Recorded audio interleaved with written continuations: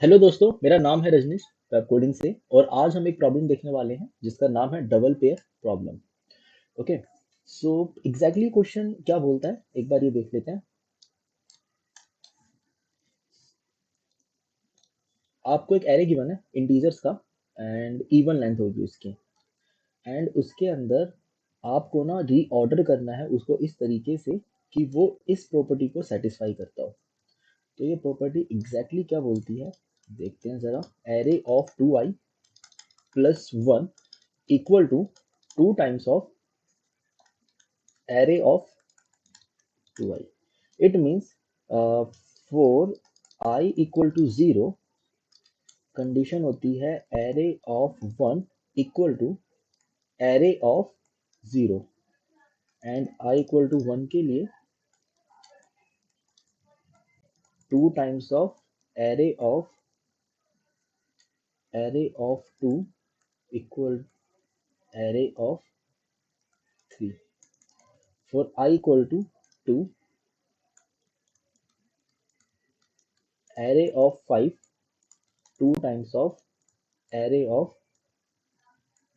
4 for I equal to 3 array of 7 equal 2 times of array of 6। तो कुछ ऐसी property satisfy करनी है एंड आई की कुछ लिमिटेशंस भी है। एक बार जरा कंस्टेंट्स भी देख लेते हैं इसके। सो कंस्टेंट्स इसके, तो आई की वैल्यू जो है वो 0 से लेकर 10⁻⁴ तक हो सकती है। एंड जो नंबर है इसके अंदर वो नेगेटिव भी है और पॉजिटिव इंटीजर भी है, मतलब -10⁻⁵ से लेकर +10⁻⁵ के बीच में रेंज करने वाला नंबर। ठीक है, तो इस क्वेश्चन को हम अप्रोच कैसे करेंगे। तो पहले ना जो क्वेश्चन, इस क्वेश्चन को देख के मुझे समझ में आया वो कुछ इस तरीके से अरेंज करना है कि अगर आपने यहाँ पर ए रखा ना तो यहाँ पे 2 टाइम्स ऑफ ए होना चाहिए। अगर आप यहाँ पे बी रखते हो तो यहाँ पे 2 टाइम्स ऑफ बी, यहाँ पे सी रखते हो तो यहाँ पे 2 टाइम्स ऑफ सी। एंड ऐसा हो सकता है कि नंबर भी रिपीट होते हो, तो लाइक 2 टाइम्स ऑफ सी दोबारा आ जाए, 2 टाइम्स ऑफ सी दोबारा आ जाए। तो ये भी हो सकता है कि जो नंबर है वो आपका रिपीट हो रहा है, क्योंकि इसके अंदर ऐसा और कुछ तो मेंशन है नहीं। नंबर नेगेटिव भी है पॉजिटिव भी है। तो पहले ना जरा इसको नेगेटिव के लिए सोचते हैं, मतलब पहले इसको पॉजिटिव के लिए सोचते हैं, नेगेटिव को भी रहने देते हैं। पहले पॉजिटिव के फिगर आउट करते हैं, देन नेगेटिव की तरफ मूव करेंगे और कुछ पॉइंट्स उठाते हैं इसके अंदर। मतलब इस क्वेश्चन को अगर मुझे अप्रोच करना होता तो हम किस तरीके से अप्रोच करते। तो एक टेस्ट केस है मेरे पास, उसके ऊपर ट्राई रन करते हैं। सो टेस्ट केस इज -8 -3 8 8 4 -6 -4 2 0 2 1 4 0 16 8 एंड 4। सबसे पहली कंडीशन, अगर ये जो एरे है ना अगर ये ऑड लेंथ का हुआ तो आंसर तो वैसे भी नहीं आ सकता, क्योंकि अगर ऑड लेंथ का एरे है तो मैं उसको इस दो दो के पेयर में कैसे डिवाइड कर सकता हूँ, कर ही नहीं सकता हूँ। तो इसलिए एरे का जो लेंथ होना चाहिए वो एक इवन नंबर होना चाहिए। तो यानी एरे एरे के अंदर टोटल नंबर ऑफ एलिमेंट्स होंगे वो एक इवन क्वांटिटी में होनी चाहिए। एंड अभी हम इस क्वेश्चन को सिर्फ पॉजिटिव नंबर के लिए सोच रहे हैं, नेगेटिव के लिए बाद में सोचते हैं। तो पॉजिटिव नंबर 8 8 4 2 0 2 1 4 0 16 8 4। सो ये मेरे पास एक पॉजिटिव नंबर आ चुका है। तो ये पॉजिटिव नंबर का एरे आ चुका है। अब अगर मुझे इस क्वेश्चन को सॉल्व करना होता तो मैं यहाँ पर ये चाहता हूँ कि मेरा जहाँ पे भी मैं अपने आप को प्लेस करूँ, मेरे से आगे मेरा डबल नंबर प्रेजेंट होना चाहिए। यानी कि अगर मैं यहाँ पे 8 को प्लेस करता हूँ तो मुझे यहाँ पर 16 को प्लेस करना होगा इसके आगे। फिर 8 आया, अब मैं 8 के आगे 16 को प्लेस करने जाता हूँ, बट 16 तो है ही नहीं एरे के अंदर। सो अब क्या करें यहाँ पर, यहाँ पे तो 16 अवेलेबल नहीं है। पर 8 से पहले 4 भी तो प्लेस कर सकते हैं। यानी कि क्या मैं इस क्वेश्चन को ऐसे प्लेस कर सकता हूँ, इस 8 को यूज कर लिया, इस 16 को यूज कर लिया, पहले 4 प्लेस कर दे देन 8 प्लेस करें। तो ये भी हो सकता है। 4 का डबल 8 यहाँ पे प्रेजेंट है। यानी कि हर एक नंबर के पास दो पॉसिबिलिटी है, या तो नंबर के जो बाद, नंबर के जस्ट बाद जिसको मैं प्लेस करने वाला हूँ वो 2 टाइम्स ऑफ नंबर होना चाहिए, या फिर इससे पहले जो नंबर प्लेस होगा वो नंबर का हाफ होना चाहिए। ये दो कंडीशन है। अब यहाँ पर हम ये फिगर आउट करते हैं कि हमें किस साइड की ओर मूव करना है। अगर मैं हाफ की बात करता हूँ ना हाफ में एक सटल सा मिस्टेक आ जाता है, वो हमें बहुत ध्यान से हैंडल करना पड़ेगा। अगर मान लो यहाँ पर आपके पास 15 नंबर आ जाता है, अब क्योंकि मैं दोनों नंबर को चेक तो करना चाहूंगा यहाँ पर, अब 15 नंबर आ जाता है एंड 15 का डबल 30 भी एरे के अंदर एग्जिस्ट करता है। कोई एक एरे है जिसके अंदर 7 भी है एंड सबसे पहले नंबर आया 15 एंड देन आता है 7, 30 एंड 40, ये तीनों नंबर है। तो आपके पास आया 15। अगर आपने इसका हाफ नंबर चेक करने की कोशिश करी, मतलब पहले आपने इसका अगर हाफ नंबर चेक कर लिया, तो 15 डिवाइड बाई 2 7.5 होता है, बट हमारा जो सिस्टम होता है इसको सिर्फ 7 मानेगा एंड 7 इसके अंदर प्रेजेंट है, तो ये 7 को 15 के साथ पेयरअप कर देगा, जो कि गलत है। ऐसा नहीं करना चाहिए हमें, क्योंकि 7 15 के साथ पेयरअप नहीं हो सकता है, 7 का डबल 15 होता ही नहीं है। यानी कि मैं यहाँ पे जब डिवाइड करूँ ना, तो मुझे इस बात का ख्याल रखना पड़ेगा कि नंबर इवन है या ऑड है। अगर नंबर मेरा ऑड है तो मैं सिर्फ उसका डबल पेयर ढूंढ सकता हूँ, अगर नंबर इवन है तो उसके अंदर मैं उसका डबल भी देख सकता हूँ, उसका हाफ भी देख सकता हूँ। तो यहाँ पे ना कुछ कंडीशन लगने वाली है। अब ऐसी कंडीशन से बेटर है कि हम ऐसा कुछ करते हैं कि मैं सिर्फ डबल के बारे में ही सोचूं।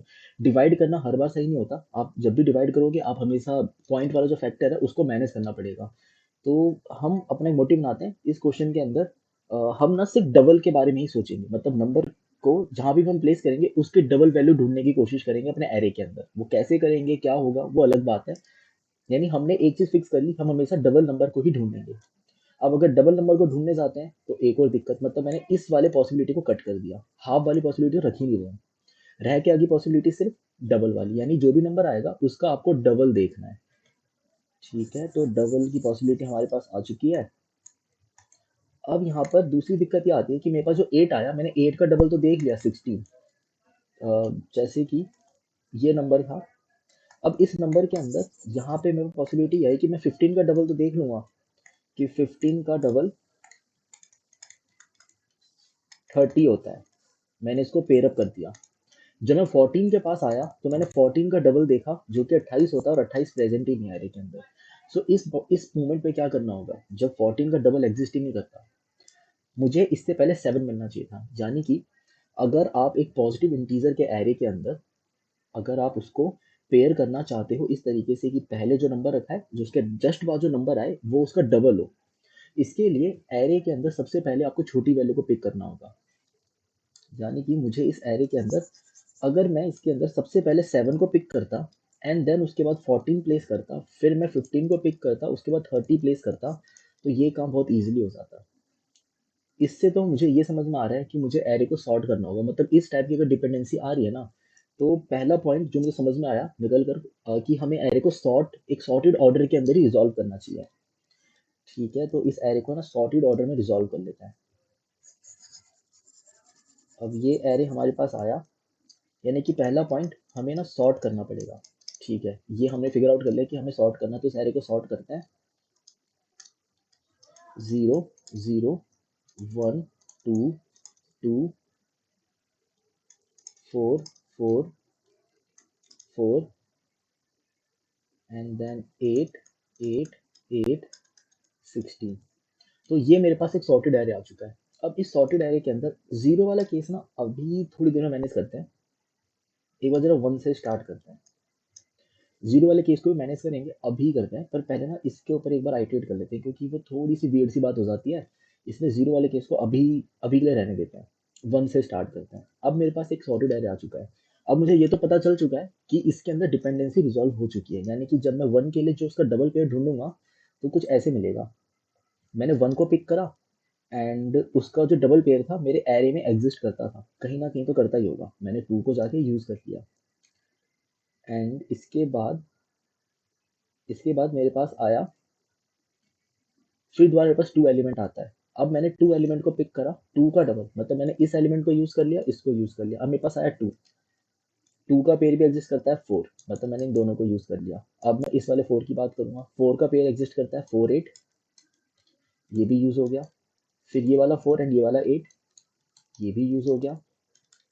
ये वाला 8 एंड ये वाला 16। तो इसके अंदर ना एक और चीज हो रही है कि मैं बार बार ना एरे में जाके एलिमेंट को सर्च कर रहा हूँ, मतलब मैं पूरे एरे में मूव कर रहा हूँ और एलिमेंट को सर्च करने की कोशिश कर रहा हूँ बार बार। तो ये जो सर्च का जो टाइम है ना, ये ओवन चला जाएगा, इसको कम करना है। यानी कि मुझे सर्च की कॉम्प्लेक्सिटी को रिड्यूस करना पड़ेगा। सर्च की कॉम्प्लेक्सिटी रिड्यूस करने का सिर्फ मेरे ख्याल से एक ही तरीका है हमारे पास, तो या तो मैं कुछ ऑर्डर्ड मैप सा ले लूँ या अनऑर्डर्ड मैप सा ले लूँ। तो अभी के लिए अगर मैं इसको on an average oven complexity तक ले जाना चाहता हूँ, तो इसको क्या करना होगा, हमें अनऑर्डर्ड हैश मैप लेना पड़ेगा, यानी कि हैश मैप ले लेंगे हम इसके अंदर। तो दूसरा पॉइंट, हमें एक हैश मैप रखना पड़ेगा। ये हमें यहाँ से पता लगा कि मैं बार बार एलिमेंट को सर्च कर रहा था। जब मैं बार बार एलिमेंट को सर्च कर रहा हूँ तो उसके अंदर ओ एन की जान लग रही है। उस ओ एन की जान को बचाने के लिए कुछ रखना पड़ेगा। वो जो कुछ डेटा स्ट्रक्चर है उसका नाम है हैश मैप। उस हैश मैप को हम रखेंगे, उसमें अपने एलिमेंट को इंसर्ट करेंगे। जब भी मुझे किसी एलिमेंट को ढूंढना होगा, मैं इजिली हैश मैप में जाकर उस एलिमेंट को ढूंढ लूंगा। पर अब हैश मैप के अंदर ना दो बातें होती है। जो कीज होता है, मतलब कीज वैल्यू का पेयर होता है हैश मैप, तो और कीज ना डुप्लीकेट नहीं हो सकती।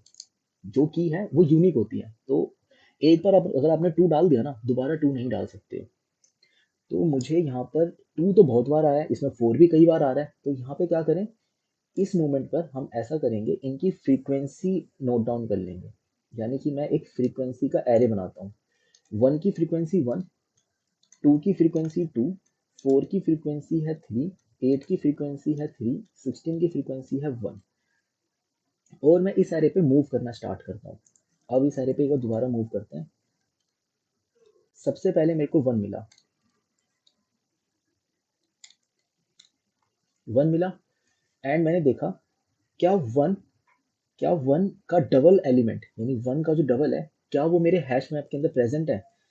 तो ये मैं इजीली, जैसे मुझे इस पूरे एरे में भी आइटरेट करना पड़ता है टू को ढूंढने के लिए, ऐसा हो सकता है ना, तो बहुत सारे वन होते हैं, कॉन्टिन्यूस वन होते हैं, तो मुझे एरे के अंदर आइटरेट करना पड़ता। इस चीज से बचने के लिए जो हैश मैप रखा था उसमें जाके मैं सर्च करता हूँ क्या टू प्रेजेंट है। तो मैंने यहाँ पे जाके देखा टू प्रेजेंट है, इसने बोला हाँ प्रेजेंट है। सो इसकी फ्रीक्वेंसी को कम कर दिया एंड इसकी फ्रीक्वेंसी को कम कर दिया, यानी कि वन और टू का एक पेयर बन चुका है। तो वन टू को मैंने यूज कर लिया। अब आगे गया टू के पास। अब यहाँ पर ना टू की फ्रीक्वेंसी वन अभी भी प्रेजेंट है। तो इस टू को भी किसी ना किसी पेयर करना पड़ेगा, यानी कि मैं ऐसा कह सकता हूँ कि मैंने इस वाले वन को इस वाले टू के साथ पेयर अप कर दिया। फिर हम गए इस टू के पास। अब मैं देखता हूँ क्या टू का डबल, क्योंकि हम इसको ऑलरेडी सॉर्ट कर चुके हैं तो मुझे हाफ देखने की जरूरत नहीं है, मुझे डबल देखना होगा। क्या टू का डबल एग्जिस्ट करता है। सो टू का जो डबल है फोर, वो मेरे हैश में प्रेजेंट है, यानी कि इसका भी एक पेयर बनने वाला है। सो टू फोर का एक पेयर बनेगा। तो टू फोर का जो पेयर बनने वाला है, उसके लिए मैंने टू की फ्रीक्वेंसी कम कर दी और थ्री की फ्रीक्वेंसी, जो फोर है उसकी फ्रीक्वेंसी थ्री से रिड्यूस करके टू कर दी। यानी कि इन दोनों का भी पेयर बन गया, इसका और इसका। ये हमारा पेयर बन चुका है। तो ये दो एलिमेंट्स, ये टोटल चार एलिमेंट्स हमने अरेंज कर लिए और दो पेयर हमने क्रिएट कर लिया। अब मैं दोबारा इस वाले टू के पास पहुंचा आइटरेट करते हुए। पर इस टाइम पर ये टू ना पूरी तरह एग्जॉस्ट हो चुका था, या तो इसका डबल एलिमेंट मिल चुका था। अब मैं क्योंकि अभी अभी इस टू के पास पहुंचा हूं, तो इसका क्या मतलब है, मैं इस टू का डबल ढूंढने के लिए आया हूं। पर ये टू ऑलरेडी यूज हो चुका है। कैसे पता लगा, इसकी जो फ्रीक्वेंसी थी ना वो जीरो हो चुकी थी।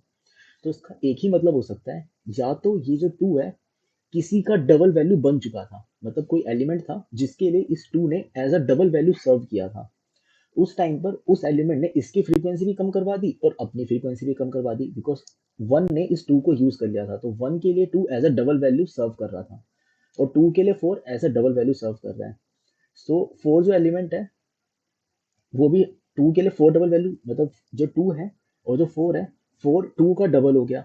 तो फोर टू के लिए डबल वैल्यू तो सर्व कर रहा है, तो फोर मेरा यूज हो चुका है एंड टू भी एलिमेंट मेरा यूज हो चुका है, तो इसलिए इनकी फ्रीक्वेंसी हमने कम कर दी। अब आगे जब हम आइटरेट करेंगे तो मैं इस वाले टू को मुझे अब लीव करना पड़ेगा, मुझे छोड़ना पड़ेगा, क्योंकि इसको मैं यूज कर चुका हूँ, पूरी तरीके से एग्जॉस्ट कर चुका हूँ। अब हम आगे की ओर गए फोर के पास। एंड अभी भी फोर एलिमेंट बचा हुआ है, मतलब फोर के ऐसे दो फोर अभी भी मेरे एरे के अंदर प्रेजेंट है जिसको आज तक कभी यूज नहीं किया गया। अब इस फोर का डबल पेयर हमने ढूंढा तो मुझे मिला एट। ये मेरे हैश में प्रेजेंट है। तो फोर के लिए एट मुझे मिल रहा है, इसलिए मैं फोर की फ्रीक्वेंसी टू से कम करके वन कर देता हूँ और एट की फ्रीक्वेंसी थ्री से कम करके टू कर देता हूँ। अब मैं आगे गया फोर के पास।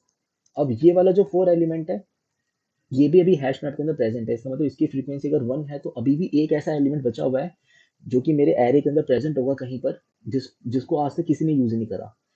तो ये वाला 4 इसके लिए डबल वैल्यू ढूंढने की कोशिश करते हैं। तो हम एरे में जाएंगे ढूंढेंगे, पर उसको एरे में ना ढूंढ कर कहाँ ढूंढना है हमें, हैश मैप के अंदर। हम हैश मैप में गए और मैंने देखा अभी भी 8, ऐसे 2 8 अभी भी प्रेजेंट है जिसको आज तक यूज नहीं किया गया। इस वाले 8 को हमने यूज में लिया और इसका पेयर यहाँ पे क्रिएट कर दिया, और इस 4 की फ्रीक्वेंसी कम कर दी। अब आप इस 4 के पास आए। अब इस 4 के पास जब मैं आया हूँ, तो मैं इस उम्मीद में आया था कि इसके लिए एक डबल वैल्यू ढूंढनी है, बट ये ऑलरेडी यूज हो चुका है। तो इसका तो एक ही मतलब हो सकता है कि जो टोटल 3 4 मेरे एरे में एग्जिस्ट करते थे, उसमें से किसी एक 4 ने किसी एलिमेंट के लिए एज अ डबल वैल्यू सर्व किया था, इसलिए वो यूज हो चुका है। तो कुछ नहीं करना, यहाँ पे कंटिन्यू करके आगे बढ़ जाएंगे। हम 8 के पास आए, और 8 आज भी इसके अंदर एक एलिमेंट ऐसा है जिसको आज तक यूज नहीं किया गया। तो मैंने 8 का पेयर 16 के साथ बना दिया, और 8 भी यूज हो गया, 16 भी यूज हो गया। अब मैं अगले 8 के पास आता हूँ। इसकी फ्रीक्वेंसी क्या हो चुकी है, 0। इस मोमेंट पे आप चाहो तो 0 को रिमूव भी कर सकते हो, पर रिमूव करते टाइम आपको चेक भी लगाना पड़ जाएगा। मतलब एक सर्टेन चेक हमें देखना पड़ेगा कि अगर मैं इस 8 को रिमूव कर रहा हूँ, तो रिमूव करने से पहले देख लेना कि वो कंटेन्स करता है या नहीं करता। क्योंकि अगर आपने एक बार रिमूव कर दिया, इसके आगे दोबारा 8 आएगा, उस टाइम पर मैं 8 को रिमूव नहीं कर पाऊंगा। तो मुझे पहले चेक करना पड़ेगा, अगर 8 एग्जिट करता है और उसकी फ्रीक्वेंसी 0 है तो ही रिमूव करो। पर नेवरदलेस अभी हम पीछे आते हैं और 8 के लिए देखते हैं। 8 के पास आया, एंड मैंने देखा इसकी फ्रीक्वेंसी 0 है। इट मीन्स ये एलिमेंट जो 8 है, इसने किसी एलिमेंट के लिए एज अ डबल वैल्यू सर्व किया था, इसलिए उसने इसकी इस वजह से इस वाले 8 के लिए हम डबल वैल्यू ढूंढ नहीं सकते हैं। फिर मैं दोबारा 8 के पास गया, इसकी फ्रीक्वेंसी भी 0 है, मतलब ये वाला 8 भी किसी एलिमेंट के लिए as a double value serve कर रहा होगा। 16 के पास गया, और इसकी फ्रीक्वेंसी भी 0 है, मतलब ये एलिमेंट भी किसी किसी वैल्यू के लिए as a double value serve कर रहा होगा। तो हमने पूरे एरे के अंदर सारे एलिमेंट्स को ठीक तरीके से यूज कर लिया, और उसको उसी ऑर्डर में अरेंज कर दिया जो ऑर्डर हमें दिया गया था फॉर पॉजिटिव इंटीजर्स। अब बात करते हैं, अगर इसमें 2 0 और होते तो क्या होता। मान लो अगर ऐसा कुछ एरे होता,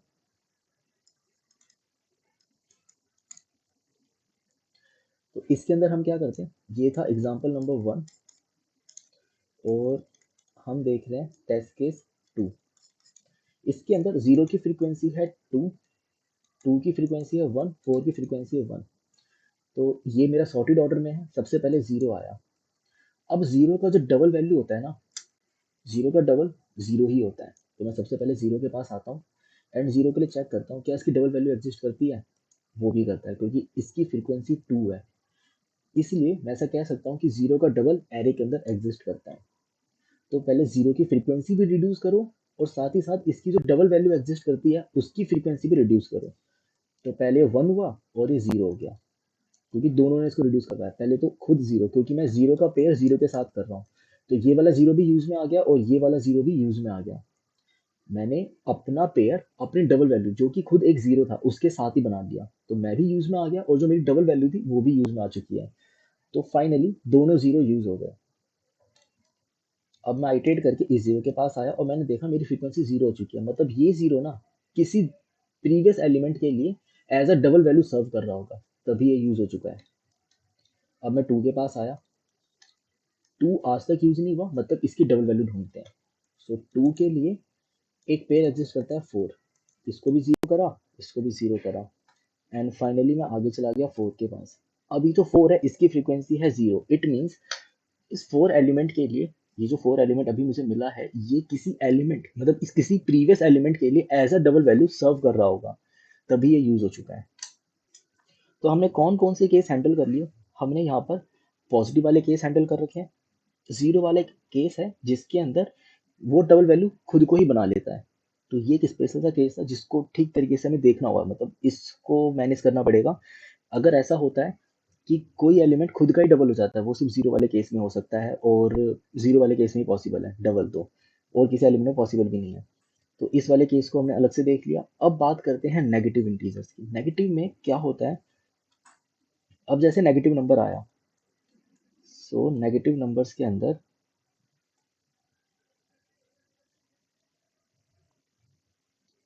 इस एरे को इस तरफ लेके चलते हैं, और यहाँ पे करते हैं आइटरेट।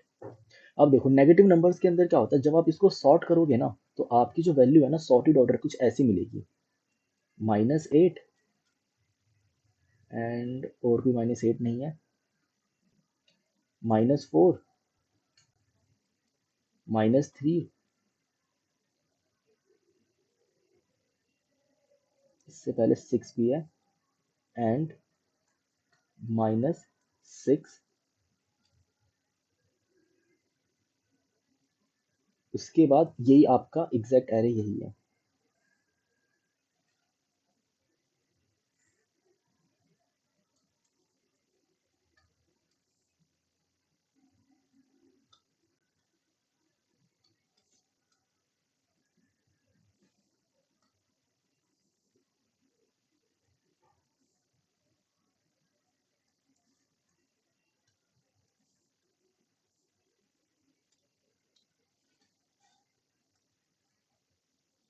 एंड इसके अंदर दो एलिमेंट और थे, 0, 0 फिर 1।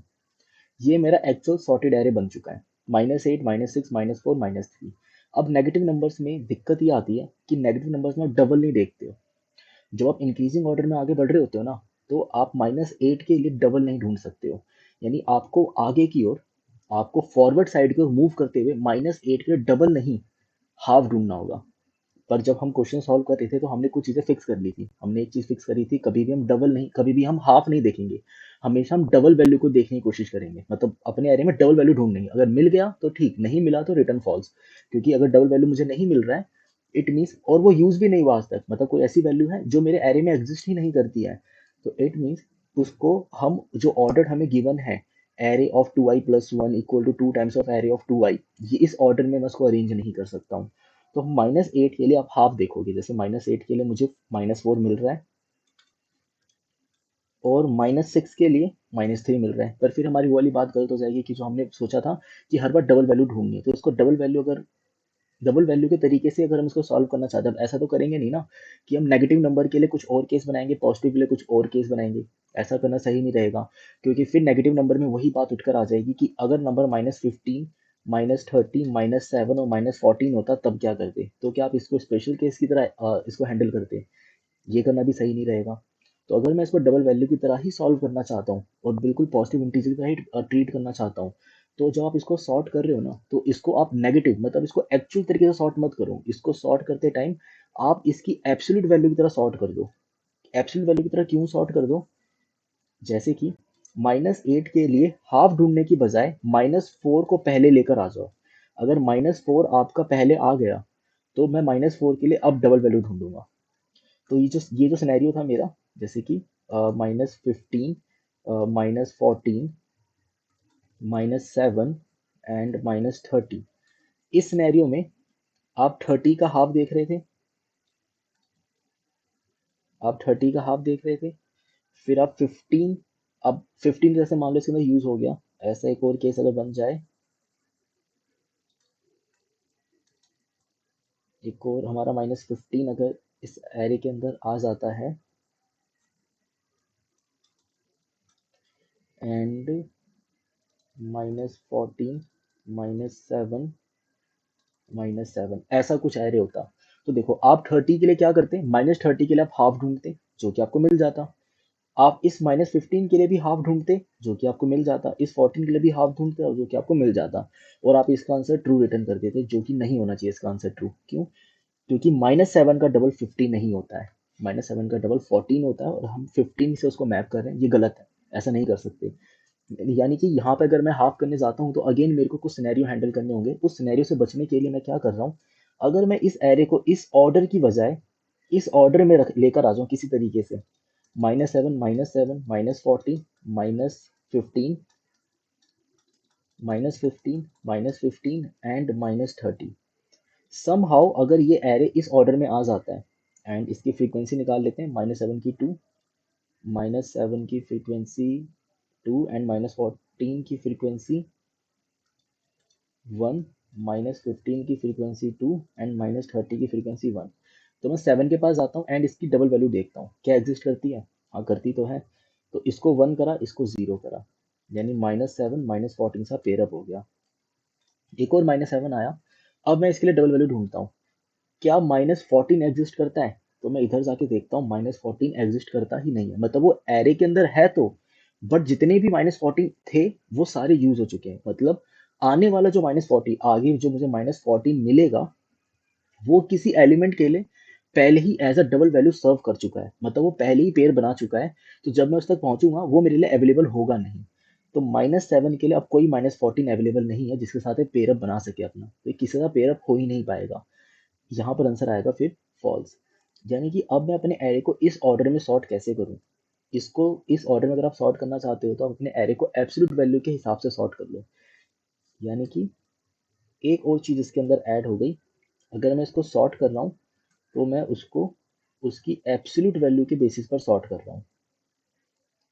तो दो बातें निकल कर आ गई, पहला सॉर्ट करेंगे एब्सोल्यूट वैल्यू के बेसिस पे, दूसरा हैश मैप यूज करेंगे। हैश मैप किस टाइप का? फ्रीक्वेंसी के साथ।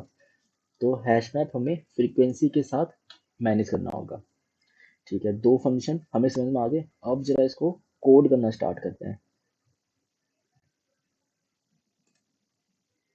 हम एडिटर में गए एंड बूलियन रिटर्न करना है, ये बूल टाइप का होना चाहिए, ऑफ कोर्स जावा, एंड इधर आता है। सबसे पहला केस कि अगर मान लो एरे डॉट लेंथ 0 के इक्वल है तो फिर क्या ही आंसर, जो भी होगा ट्रू ही माना जाएगा वो तो। एंड इसके बाद सबसे पहले अपना एक हैश मैप बनाते हैं, hash map of integer versus integer which is equal to frequency map type है ये, frequency map new hash map create हो गया। अब इसके बाद मुझे इसके अंदर फ्रीक्वेंसी स्टोर करनी है, तो फ्रीक्वेंसी कैसे स्टोर करेंगे? ARR एक एक करके हम सारे एलिमेंट को आइट्रेट करने वाले हैं एरे के अंदर। अभी मैंने इसको सॉर्ट नहीं करा, बिना सॉर्ट किए हम इसको आइट्रेट कर लेते हैं। तो मैं एक एक करके सभी एलिमेंट को आइट्रेट कर रहा हूँ और उसके लिए एक फंक्शन का इस्तेमाल कर रहा हूँ, गेट और डिफॉल्ट। एक फंक्शन होता है, इस तरीके से लिखा करते हैं, एक बार यहाँ पे लिख लेते हैं, फिर मैं उसको एक्सप्लेन कर देता हूँ। तो frequency map dot put element versus map dot gate और डिफॉल्ट एलिमेंट कोमा 0+1। सो ये करता क्या है, एक बार देखते हैं इसे। इस लाइन का मीनिंग जानते हैं। ये जो लाइन है,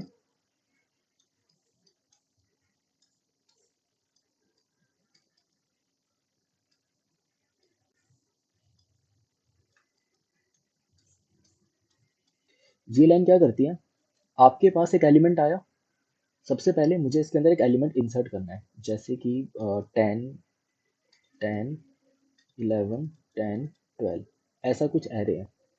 तो सबसे पहले 10 आता है, तो मैं यहाँ पे 10 को रखता हूँ और उसको पुट करना चाहता हूँ, पर उससे पहले मैंने एक फंक्शन चलाया गेट और डिफॉल्ट। गेट और डिफॉल्ट करता क्या है, अगर चीज मिल जाती है ना तो उसके अगेंस्ट जो भी वैल्यू स्टोर्ड है वो मुझे रिटर्न कर देता है। तो ये मेरा हैश मैप है यहाँ पर, जो कि अभी खाली पड़ा है, इसमें कुछ भी नहीं है। तो अभी तक हैश मैप खाली पड़ा है, मैं हैश मैप में गया, गेट और डिफॉल्ट जाता है और ढूंढता है क्या 10 प्रेजेंट है, क्या ये 10 एलिमेंट प्रेजेंट है इसके अंदर। इसको पता लगता है 10 प्रेजेंट ही नहीं है, तो ये उसके अगेंस्ट पर नल रिटर्न करने की बजाय, नल रिटर्न करता ये, अगर मैं यहाँ पे सिर्फ गेट का यूज करता तो नल रिटर्न कर देता, पर ये नल रिटर्न नहीं करेगा। अब क्या रिटर्न कर देगा, 0 रिटर्न कर देगा। तो इसको चीज मिली नहीं, इसलिए इसने यहाँ से क्या रिटर्न कर दिया, 0। तो यहाँ पर अब इस लाइन की जगह पर आ चुका है 0। 0+1 1 होता है, तो हैश मैप के अंदर 10 के साथ 1 पुट कर दो, फिर दोबारा मुझे 10 मिला। अब मैं वापस से इसके पास गया, मैप ऑफ 10, क्या मैप के अंदर 10 प्रेजेंट है, तो ये हैश मैप में जाएगा और 10 को सर्च करेगा और उसको 10 मिल जाएगा। उसकी कितनी फ्रीक्वेंसी मिली, वैल्यू क्या मिली उसकी, 1, तो ये 1 रिटर्न कर देगा इसके अगेंस्ट पर। तो यहाँ पर ये लाइन की जगह पर 1 आ जाता है एंड 1+1 2, यानी 10 की फ्रीक्वेंसी 2 हो गई। अब हम पहुंचे 11 के पास, तो ये एलिमेंट 11, ये एलिमेंट 11। अब मैं मैप के अंदर 11 को सर्च कर रहा हूँ, मुझे 11 मिला नहीं, तो उसकी जगह पे डिफॉल्ट वैल्यू 0 रिटर्न हो जाती है। तो 0+1, 0+1 1 होता है, तो 11 की फ्रीक्वेंसी 1। अगेन मुझे 10 मिला, मैं फिर इसके पास गया, 10 10। तो हैश मैप के अंदर 10 ऑलरेडी प्रेजेंट है जिसकी वैल्यू है 2, तो इसने इस लाइन पर 2 रिटर्न कर दिया। एंड 2 + 1 3, यानी कि हैश मैप की इस वैल्यू को अपडेट करके आप कितना कर दो, 3 कर दो। फिर मुझे 12 मिलता है। अब जैसे हम 12 के पास गए, 12 एलिमेंट हैश मैप के अंदर प्रेजेंट नहीं है, तो ये 12 के अगेंस्ट पर क्या रिटर्न करेगा, 0। तो 0 + 1 1 होता है, तो 12 की फ्रीक्वेंसी 1 हो गई। एंड फाइनल आंसर जो मेरा आया वो आ गया, हर एक एलिमेंट की फ्रीक्वेंसी आ गई। 10 की फ्रीक्वेंसी 3, 11 की फ्रीक्वेंसी 1, 12 की 1। तो गेट और डिफॉल्ट ना थोड़ा इजी सा लाइन हो जाता है। अगर आप गेट और डिफॉल्ट यूज़ नहीं करते तो आप कुछ ऐसा यूज़ करते, कंटेन्स की, जैसे कि अगर मुझे 10 मिल गया तो जो भी उसकी वैल्यू पड़ी है उसके अंदर +1 करके दोबारा पुट कर दो, और जब मुझे 10 नहीं मिला तो 10 के अगेंस्ट पर 1 पुट कर दो। नहीं तो कुछ नल के साथ आप टर्नरी ऑपरेटर इस्तेमाल करते, ऐसा कुछ करते। उससे बेटर है आप गेट और डिफॉल्ट का इस्तेमाल करो, ये भी वही सेम काम करता है, हम एक लाइन में लिख देते हैं इसे। तो इस ये फंक्शन ऑलरेडी अवेलेबल है जावा के अंदर, तो उसको यूज़ कर लेते हैं। गेट और डिफॉल्ट से हमें फ्रीक्वेंसी मिल गई। अब आगे करते हैं इसको सॉर्ट। अब दिक्कत ये आती है, जो जावा के अंदर एरे है ना, वो एक प्रिमिटिव इंटीजर का एरे है जिसको मैं डायरेक्टली सॉर्ट कर तो सकता हूँ, मुझे एक अलग से फंक्शन लिखना पड़ेगा या तो मुझे कुछ क्लास बनानी पड़ेगी। तो उससे बचने के लिए ना एक लैम्डा फंक्शन नाम की चीज़ होती है, हम लैम्डा फंक्शन का इस्तेमाल करेंगे इसको सॉर्ट करने के लिए। पर लैम्डा फंक्शन ना जब भी हम इस्तेमाल करते हैं वो हम कैपिटल इंटीजर के साथ ही यूज़ करेंगे। तो इसको पहले मुझे कैपिटल इंटीजर के अंदर कन्वर्ट करना होगा, क्योंकि मैं इसको एब्सोल्यूट वैल्यू पे सॉर्ट करना चाहता हूँ। कुछ कंपेरेटर्स जावा ने पहले लिख के दे रखे हैं, पर एब्सोल्यूट वैल्यू के लिए कंपेरेटर नहीं लिखा हुआ है। तो हम यहाँ पर integer of AR equal to new integer ARR dot length, यानी जो भी डेटा था मेरे पास उसको मैं कैपिटल इंटीजर के अंदर जाकर एक बार स्टोर करके ले आता हूँ। तो for loop int I equal to 0, I less than array dot length I plus plus and AR of I equal, आप डायरेक्ट भी यहाँ पे वैल्यू डाल सकते हो, आप डायरेक्ट भी यहाँ पर इस तरीके से वैल्यू डाल सकते हो, या फिर आप न्यू इंटीजर करके भी वैल्यू डाल सकते थे। बोथ आर ऑप्शन सेम, जिसको भी जैसे मर्जी यूज कर लो, दोनों का मतलब सेम होता है। फिर हमने यहाँ पे अपनी वैल्यू डाल दी। अब मेरे पास एक एरे बन चुका है। अब मैं ना इसको एब्सोल्यूट वैल्यू के ऊपर बहुत इजीली सॉर्ट कर सकता हूँ लैम्डा फंक्शन का इस्तेमाल करके। लैम्डा फंक्शन वर्क कैसे करता है, arrays dot sort, arrays dot sort new AR comma A comma B,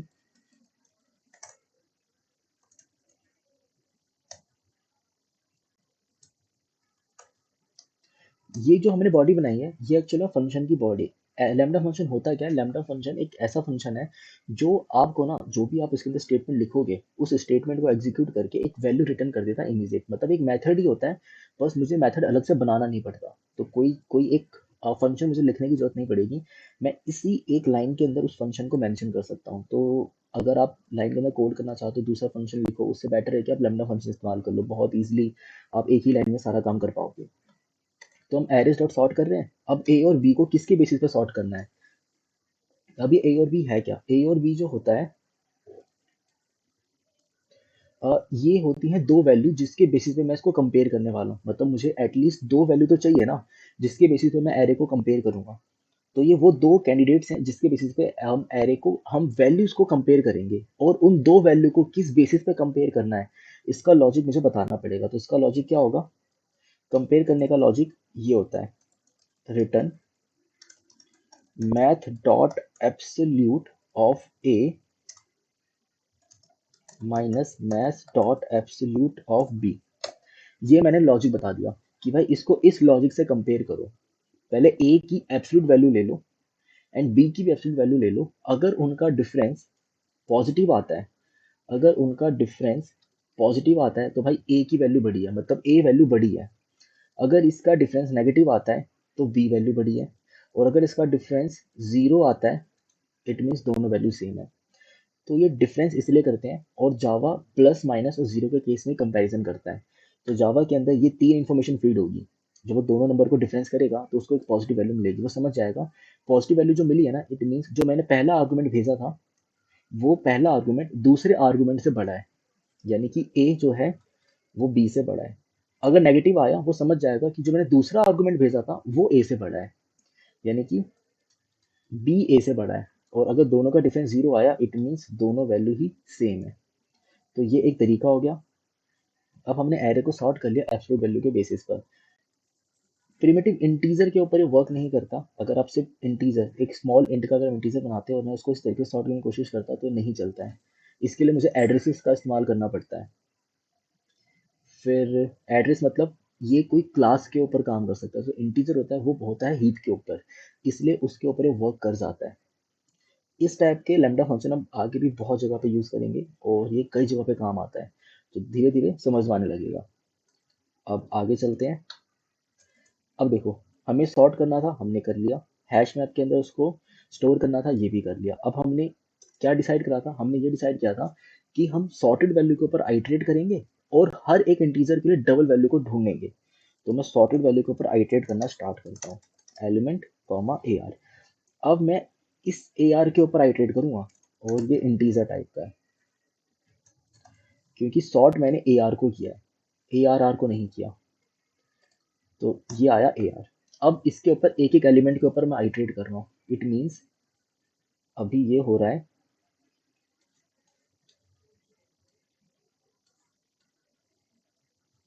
जैसे इसके ऊपर एक हल्का सा एक और ड्रैगिंग करते हैं, फिर हमें इजीली समझ में आ जाएगा। ये जो नेगेटिव वैल्यू आई है इसका बनाते हैं एक फ्रीक्वेंसी मैप। ये रहा सॉर्टेड। -8 की फ्रीक्वेंसी 1, -6 की फ्रीक्वेंसी, इसको सॉर्ट करना था हमें एब्सोल्यूट वैल्यू पे। तो -3, -4, -6, -8। -3 की फ्रीक्वेंसी 1, -4 की फ्रीक्वेंसी 1, -6 की फ्रीक्वेंसी 1, -8 की फ्रीक्वेंसी 1, 0 की फ्रीक्वेंसी है 2, 1 की फ्रीक्वेंसी 1, 2 की फ्रीक्वेंसी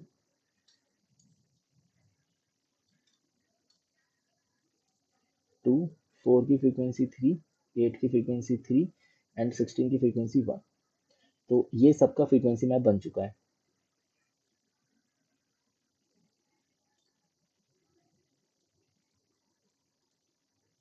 8 की फ्रीक्वेंसी 3 एंड 16 की 1।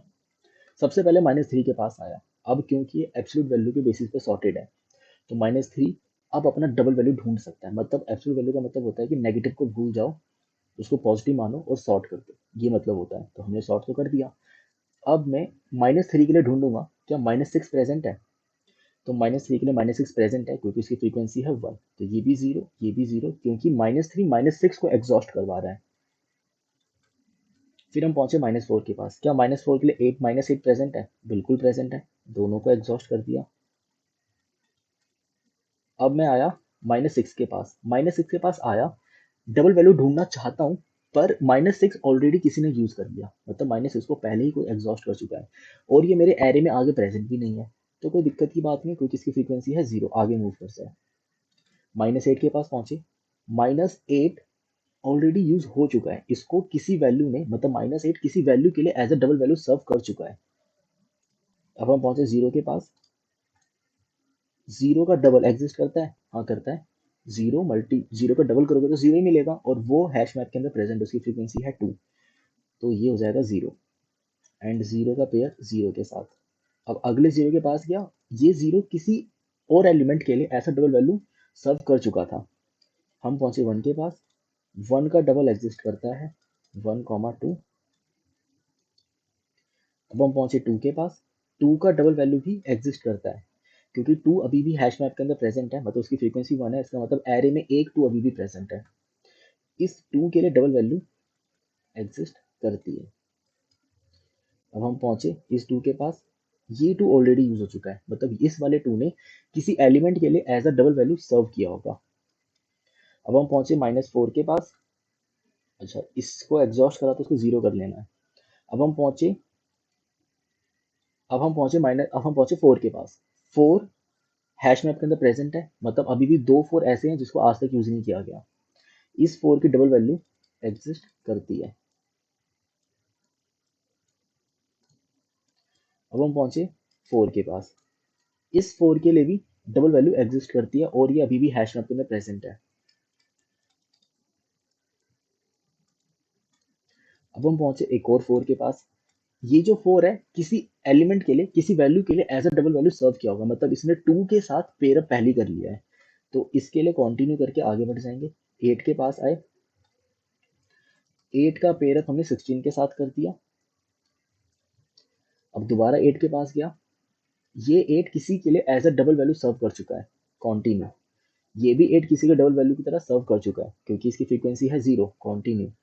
16 के पास पहुंचे, ये भी किसी वैल्यू के लिए एज अ डबल वैल्यू की तरह सर्व कर चुका है, तो कंटिन्यू।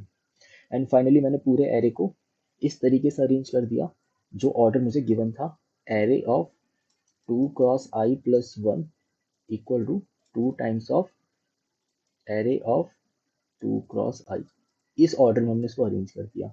हैश मैप और सॉर्ट का इस्तेमाल करके, सॉर्ट भी करने के लिए हमने स्पेशल तरीके से सॉर्ट किया था, उसको एब्सोल्यूट वैल्यू पे सॉर्ट करा था ताकि हम हर बार डबल करें, हमें हाफ देखने की जरूरत ही ना पड़े। अब यहाँ पे चलते हैं। तो सबसे पहला केस, कहीं ऐसा ना हो जिस एलिमेंट को मैं ढूंढने के लिए आ रहा हूँ उसकी फ्रीक्वेंसी 0 है। इसके लिए मैं यहाँ पे चेक करूंगा frequency map dot frequency map dot gate. देखो एलिमेंट तो मुझे मिलेगा ही क्योंकि रिमूव तो मैं कर नहीं रहा हूँ और सारे एलिमेंट एरे के ही हैं और एरे से ही मैंने अपना हैश मैप क्रिएट किया है, तो मुझे ये एलिमेंट हैश मैप मिलने ही वाला है। तो मुझे यहाँ पे कंटेंट्स लगाने की जरूरत नहीं है। अगर इसकी फ्रीक्वेंसी मुझे 0 मिली तो कुछ नहीं करेंगे, कंटिन्यू कर जाएंगे। ठीक है, तो एक केस तो हमारा समझ चुका है। दूसरी चीज मुझे ये देखना होगा क्या मेरी डबल वैल्यू एग्जिस्ट करती है। फिर हम यहाँ पर इफ लगाते हैं and frequency map dot gate. अब देखो ऐसा हो सकता है, अब यहाँ पे दो सिनेरियो आ गए। ये भी हो सकता है कि मेरी डबल वैल्यू एग्जिस्ट तो करती है, जैसे कि इस 4 के लिए अगर मैं डबल ढूंढने जाऊं, इस वाले 4 के लिए, ये दो 4 इसके साथ पेयर अप हो चुके थे। अगर मैं इस वाले 4 के लिए, ये वाला जो 2 था ये इसके साथ पेयर अप हो गया था, ये इसके साथ और ये वाला इसके साथ। अब मैं इस वाले 4 के लिए, अब जो ये वाला 4 है ये एक तरीके से हमारा ये पहले पेयर अप हो चुका है इसके साथ। तो जब मैं इस वाले 4 के पास आया था, मैं जब इस वाले 4 के पास आया आया रहूंगा, तो उस टाइम पे क्या होगा, मैं यहाँ पे ये सर्च कर रहा हूँ क्या मेरी डबल वैल्यू एग्जिस्ट करती है। पर उस टाइम पर 4 के साथ क्या हुआ था, उसकी फ्रीक्वेंसी 0 हो चुकी थी। तो हमने बोला था इस टाइम पे कंटिन्यू कर जाते हैं। तो ऐसा हो सकता है जिस एलिमेंट के पास आप आओ उसकी डबल वैल्यू एग्जिस्ट करती है पर खुद की फ्रीक्वेंसी ही 0 है। तो ये वाला केस हमने संभाल लिया। ऐसा हो सकता था कि मैं जिस एलिमेंट के पास आया उसकी फ्रीक्वेंसी है 0।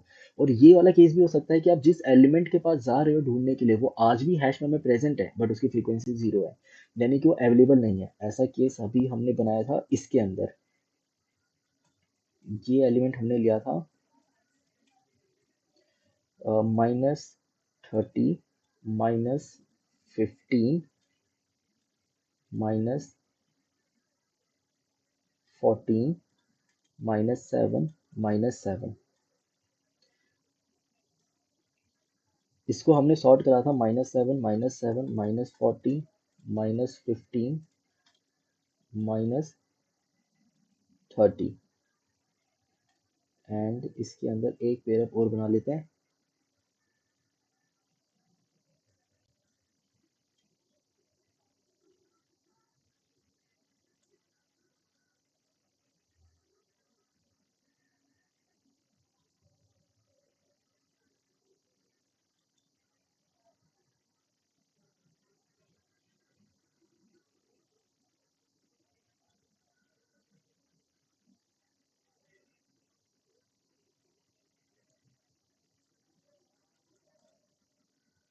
ऐसा कुछ केस है, तो ऐसा कुछ केस है जिसके अंदर आप एक एलिमेंट के पास आए -7 के पास, इसकी फ्रीक्वेंसी है 3 एंड -40 की फ्रीक्वेंसी है 2। -7 के लिए मैंने पेयर ढूंढा तो मुझे मिल गया, इसकी फ्रीक्वेंसी 2, इसकी 1 रह गई, मतलब ये इसके साथ पेयर अप हो चुका है। अगला -7, इसके लिए भी मुझे एक पेयर अप एलिमेंट मिल रहा है, तो इसकी फ्रीक्वेंसी 1 हो जाएगी, इसकी 0 हो जाएगी, यानी कि ये इसके साथ पेयर अप हो रहा है। और जब मैं -7 के पास आया, अब -7 के लिए जब मैं एलिमेंट ढूंढ रहा हूँ तो मुझे हैश मैप मिल तो रहा है, वो हैश मैप आज भी प्रेजेंट है। पर उसकी फ्रीक्वेंसी है जीरो। अगर उसकी फ्रीक्वेंसी जीरो है, दो बातें होंगी, या तो मुझे एलिमेंट मिलेगा ही नहीं हैश मैप के अंदर, और अगर मुझे एलिमेंट मिला ही नहीं हैश मैप के अंदर तो भी फॉल्स। और अगर मुझे हैश मैप के अंदर वो एलिमेंट मिल रहा है बट उसकी फ्रीक्वेंसी जीरो है, तो वो मेरे लिए अवेलेबल है ही नहीं। ऐसा कब हो सकता है जब मुझे एलिमेंट मिले ही ना? ये वाला केस था, -7 -7 -7 -7 -14 -15 और -30। जैसे -7 का डबल देखा 14, ये प्रेजेंट है। -7 का मैं डबल देखने गया तो 14 प्रेजेंट तो है बट इसकी फ्रीक्वेंसी ही नहीं है। -7 के अलावा दूसरा एलिमेंट लेते हैं, -8 लेते हैं। तो -8 का मैं डबल ढूंढने के लिए जा रहा हूँ और -8 का मुझे डबल मिल ही नहीं रहा। इट मीन्स एरे के अंदर कोई ऐसा एलिमेंट है ही नहीं जिसके साथ मैं इसको पेयर अप कर सकूँ। तो इस वाले सिनेरियो में भी रिटर्न फॉल्स करना होगा। तो मतलब दो बातें हैं, या तो एलिमेंट मिलेगा पर उसकी फ्रीक्वेंसी जीरो होगी, या फिर एलिमेंट मिलेगा ही नहीं। तो मैं यहाँ पर एक चेक लगा लेता हूँ गेट और डिफॉल्ट का।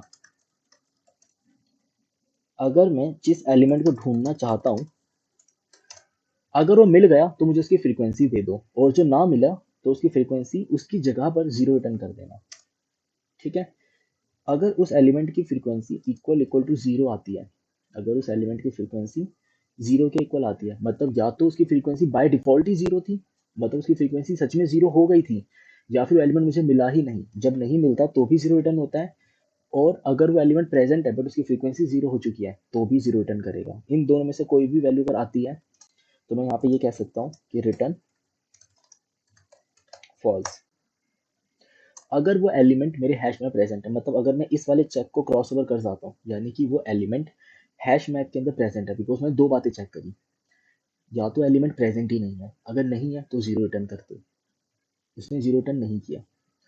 ठीक। या फिर दूसरी बात ये हो सकती है कि वो जो एलिमेंट है हैश मैप के अंदर प्रेजेंट तो है बट उसकी फ्रीक्वेंसी जीरो नहीं है, तो इस सिनेरियो में जीरो रिटर्न नहीं होगा, इस सिनेरियो में कुछ वैल्यू रिटर्न हो जाएगी, तो नॉट इक्वल टू जीरो आएगा, रिटर्न फॉल चलेगा नहीं। पर दोनों में से कोई एक बात भी सच होगी कि एलिमेंट प्रेजेंट है बट उसकी फ्रीक्वेंसी जीरो है, या फिर एलिमेंट प्रेजेंट ही नहीं है तो रिटर्न जीरो अपने आप ही हो जाता है बाय डिफॉल्ट, क्योंकि मैंने यहाँ पर जीरो रिटर्न करवा रखा है। दोनों सिनेरियो में रिटर्न फॉल्स। इन दोनों में से कोई एक भी केस अगर नहीं चलता है तो इसका मतलब एलिमेंट तो प्रेजेंट है इसके अंदर, यानी कि frequency map dot put put element versus map dot gate element -1। उसकी जो भी फ्रीक्वेंसी अभी प्रेजेंट है ना, उसकी फ्रीक्वेंसी एक कम कर दो। और सेम काम किसके लिए करना है मुझे? सेम काम करना है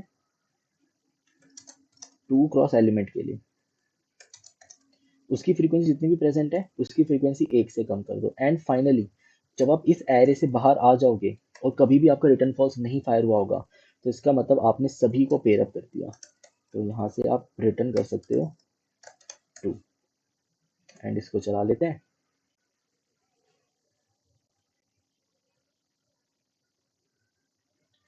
frequency map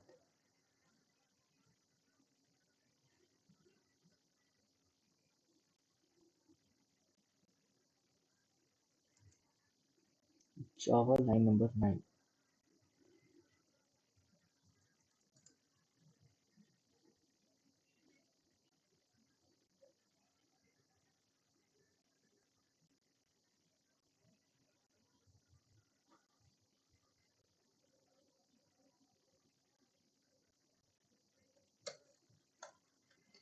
array dot length.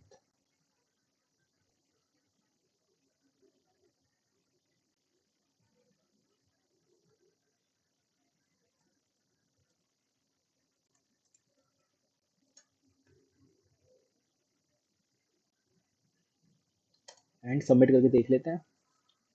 सो सारे टेस्ट केस पास हो रहे हैं, तो इसको आप सबमिट करके देख लेना।